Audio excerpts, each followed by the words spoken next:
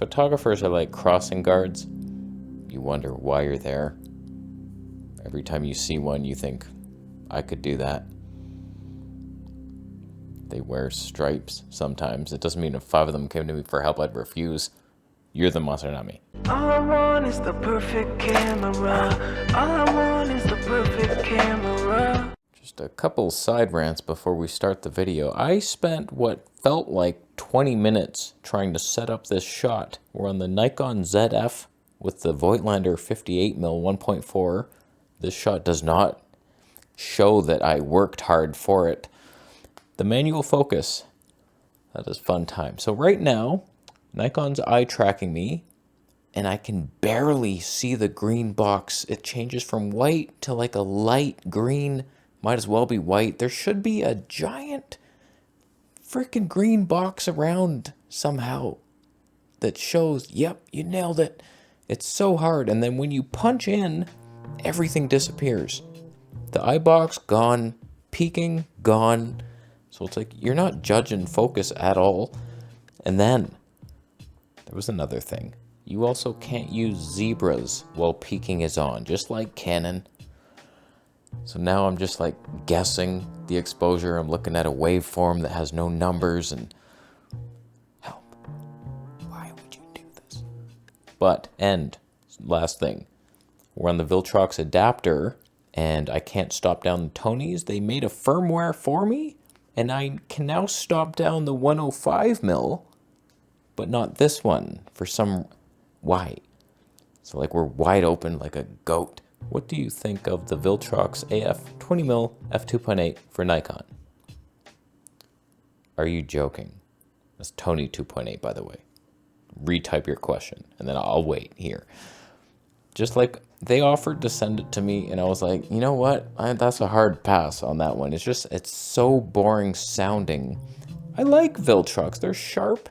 When you're like debating 3D pop for sharpness and background blur for YouTube, I don't think anyone cares. It's just like they will prefer the sharper image and more background. Like when I compared the Viltrox 13mm 1.4 versus the Zeiss 12mm to it 2.8. It's like the Zeiss had a bit of pop, but even I preferred the Viltrox because it had more background blur and it was sharp and it was good enough. But that one, 20mm 2.8, it just sounds so boring. Like I had the Sony 1.8. Oh wow. I know it's tiny, but the reason you go with Viltrox is because they're cheaper and usually decent Tonys. You get your background blur and it's a sharp lens and it's like, okay, that's like kind of as good as the native option in a lot of cases. So it's like, but that, you're like no Tonys and it's Viltrox quality. That's a hard pass. Another thing I just remembered before we get to the next hobo, I've just downloaded Nikon SnapBridge somehow on my Huawei phone, illegally most likely, and that thing sucks.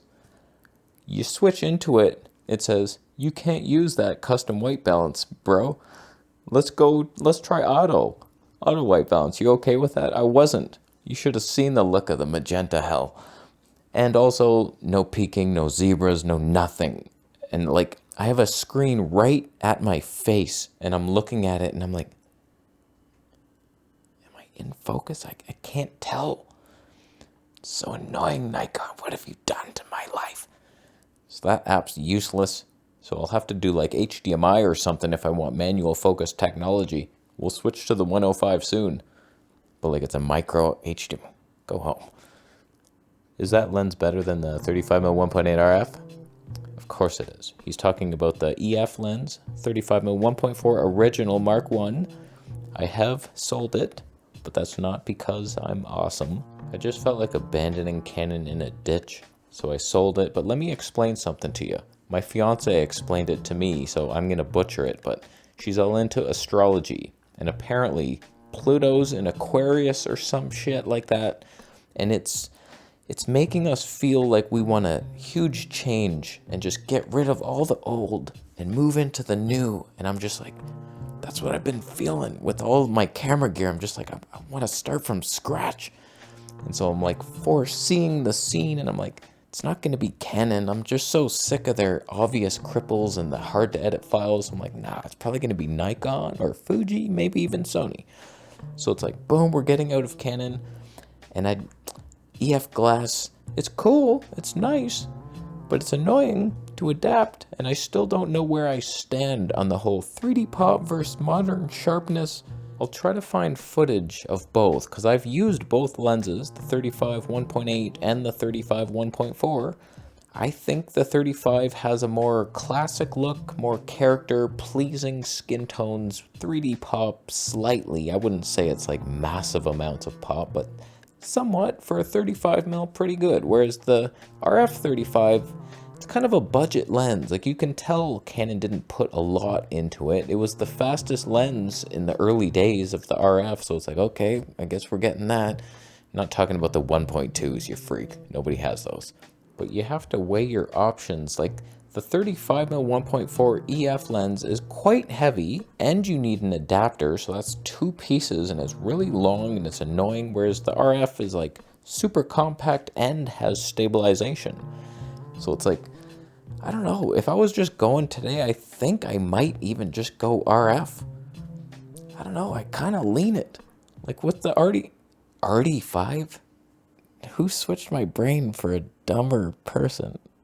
A monkey? Did a monkey do surgery on me? I hate when they do that. The Nikon Z 85mm 1.2 that I still have, and I'm still debating whether or not I keep it. It's lovely. It really is, but then the pop, we'll get into that soon. I have a little comparison with this lens outside, and you can see it in the grass. The 3-dimensionality. It's amazing.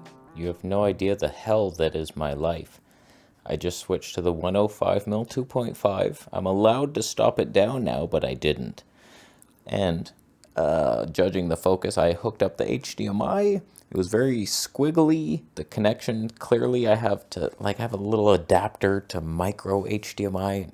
So that's off now. But here we are. Huh? It's not easy. Can't judge that green box. Very unobvious, Nikon, from far away. This is operated if you're behind the camera, close to the screen. Oh yeah, that box is really handy. Good for you. How about us that are still doing this one-man show? You suck. Situation is very real. Very. Oh, now that I got your attention, you don't have my attention. You just annoyed me and my audience. I've ordered Sony a7 IV. Sorry to hear that. Now need a lens. Thinking Sony G Master 2.114 and Tamron 28. Wow. Oh, you do not know lenses. You came to the right place. New would shoot travel. Maybe one day I'm going to shoot myself. That's what you should do right now. Oh boy. Does that get demonetized? A full body selfie with environment. That is the funnest shot. I gotta be honest with you. I really enjoy setting up a super like telephoto shot and then it's full body. It's hard to compose because you don't know how tall you are in the screen. It's the most annoying thing. I'm just like, am I in the shot? I tried to do a comparison, like my feet were out. I couldn't really judge it. It's hard. What would you do? Please help. Bull. Oh, God. I don't get your next generation, but okay. You're looking, here's the deal. You're in Sony. The only lenses you're looking at are Zeiss. What are you even doing? Why are you looking at a G Master or a Tamron? You buy a used Zeiss anything, and then you pick your focal length. The Badises are okay. I wouldn't say like they're top of the notch Zeiss. Ingenuity, it's not like a sonar. That's not even a thing. Planar was the word I was looking for. But like there's some Zeiss classics, but even the modern stuff, it still has some pop to it. It's not quite the same, but if you're looking like 24mm, I went with the Zeiss Batis 25mm. It's 22. You're losing a stop and it hurts. It hurts hard, and every day I debate, should I have gotten that G Master? I don't know, man. I'll have to test it, because you never know. Sometimes the sharpness and the more background blur is just better anyway, so 3D pop, who cares? But Zeiss, all the way. You're getting your 35 1.4. It's heavy. It's a hefty beach. And 85mm 1.8, stabilized. 135 2.8. That's the dream lens. I've seen it a couple times. 850 Canadian. it's just so far away. I don't know that it's worth it, and it's disgusting Sony color science. I've moved on. I'm at Nikon now. Grow up. When I travel, I keep it super basic. Like when I went to Vegas to visit Marcus Picks, I only brought my A7S III and the 20mm 1.8. I was like, I'm gonna vlog this trip. If I want to do a talking head thing, that's gonna work. Like, keep your life simple. It'd be nice to zoom maybe the 16 to 35, but it's much heavier. Is it worth it? You can get the Tony 4. That's even lighter than the 21.8, but Tony 4, you're entering full frame for a Tony 4 zoom. You should be arrested. All right, let's switch to the 85 1.2 modern glass. I don't have to think of all this stuff. It'll just autofocus on me and we can live in peace. Welcome to likely being in focus for the first time of this whole show. 85mm 1.2, now it's all a little easier. It's still very hard to judge exposure because I can't see the zebras on my face. I rely so hard on that. Once I mastered that on the Sony, it was somewhat of a respectable image. And now it's a better screen, but it's farther away. Love your work. I have a question. I like 35mm if shallow depth of field and 85mm for photography. Take a picture of yourself with 85mm, send it to the police, and say, yes, I did it. I'm the one who did it, and hopefully you get your comeuppance. What would you buy if you would want to have one camera and two lenses? I want modern AF 3D pop lenses. See, it's a debate. You can't, there's not both. You want modern sharpness or 3D pop vintage touch, as we've been seeing. Boom, 105. Look at him. He's popping more. Not in this situation, it's not very good for talking head stuff, but if I was in nature, he pops a little more. But this is way sharper, and you still pop. It's just different, as I'll show you soon. So I'm going with Sony and old Sony Zeiss lenses. Budget is about $2,000 for the camera only. So you can't buy a lens, or what? What are you even asking? So you crippled my ass to only Sony, and you have $2,000. I don't even think there's one full frame camera around that. Great. That's great. So, welcome to the A7C. Have fun with that. But whatever, you suck. Usually the vintage 3D pop lenses are cheaper, but they're often like manual focus only. And it kind of hurts, and it's really annoying to use if you're filming yourself. But if you're out there, manual focus can be fun. I've done a couple like wildlife with the 85 1.2 that we're on right now. And it's like, not bad. Totally doable. But like when you start filming yourself, it's a completely different ball game, and it's pain all the time. Hopefully this example shows you what I've been trying to explain throughout this whole video. You have the Nikkor 85mm 1.2 modern lens versus a Voigtlander 58mm 1.4 vintage guaranteed 3D pop machine. As you can see side by side, immediately you notice, wow, the Nikkor is much sharper. It's the better lens. There's more background blur. You're separated plenty from the background. I pop out of the frame, but if you look at the grass, there's something about the Voigtlander that makes it, you can just see how far you can walk into the scene, even though you're watching this on a flat device, a phone or a computer monitor. You can go into it, whereas the Nikon, it's like, it just ends. There's nothing, there's no depth to it. So like that's what the 3D pop is. It's hard to even perceive, and sometimes it doesn't even look better. So like that's the thing, you have to decide, do you want this vintage lifestyle that is painful to use, unique look, or modern convenience with the way better autofocus, a lot heavier and more expensive? Your budget was $2,000. I mean, you're looking at Viltrox lenses, like get real with your life. You're not looking at any of this stuff, but $2,000 body only. Maybe a used A7 III or something. Have fun with those deals. Shutter is only $246,000. So like, I don't know. I honestly don't know where I stand, because it all comes down to, do I return this lens to Amazon warehouse? It has some nicks in it, and I'm like, how can I resell that? But for me, I don't care. I don't see the image quality. It's just like a really good lens for a good deal. It was under $3,000 Canadian. Not bad. And I really like the look in here, and going out in nature, it's like, holy cow, that just looks better than any vintage thing. And you could manually focus it if you want, but I find Nikon to be pretty reliable now that I have the specs down and you limit a box.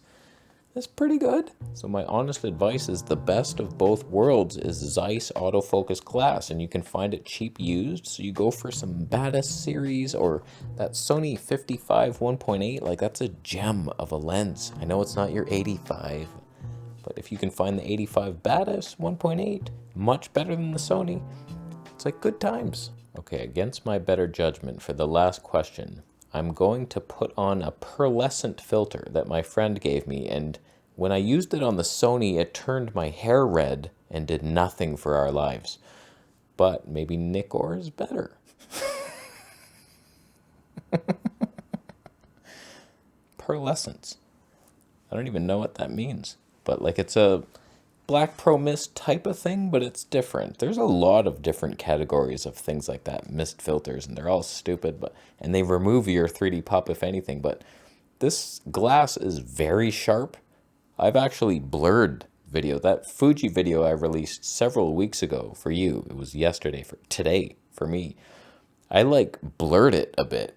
It was so sharp. I was like, my God, like that just looks so clinical. Whereas the pearlescence, it helps.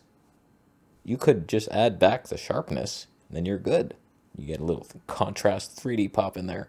All right, last question. Casey, in your opinion, which Micro Four Thirds lens is king of 3D poppage?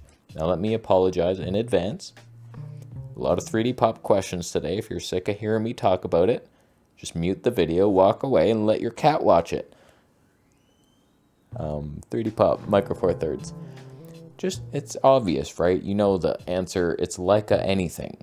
Even though they're fake Leica lenses, they did something where it's like, we'll allow you 20% 3D pop. And there's some. So like even the 9mm 1.7 has some pop. It looks like it. The 12mm 1.4, like nice. You're not really gonna see it until you go up. Like the Leica 25mm 1.4, that's one of my sweet spot favorite lenses ever made. Partly because of the journey it took me to lose that lens and then regain it. But I've never tried the Leica 42.5mm 1.2. Dare you dream that thing. It has stave in it. You could do some slow motion street videography. Not that Panasonic has autofocus in slow motion.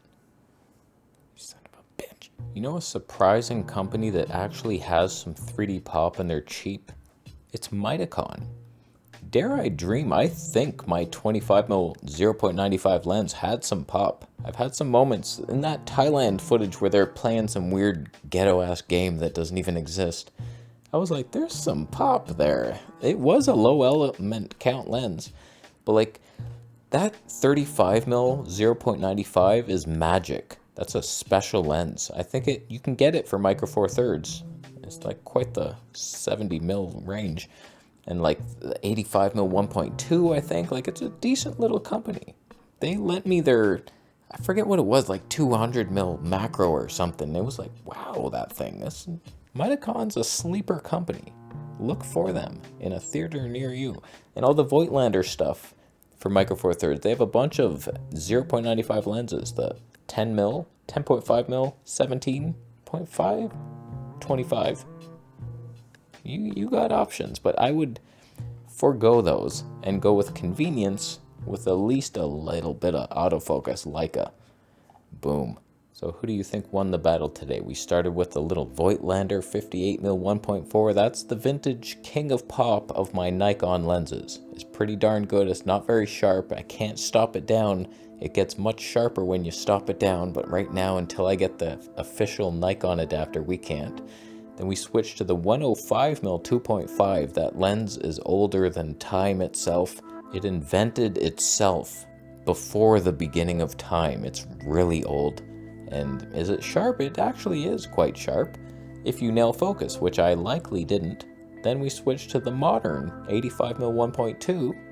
Pretty good, like much better probably. Everybody agrees that's a better lens. It's just expensive and heavy, and it's really awkward to hold. And then I put on this pearlescent filter for some reason.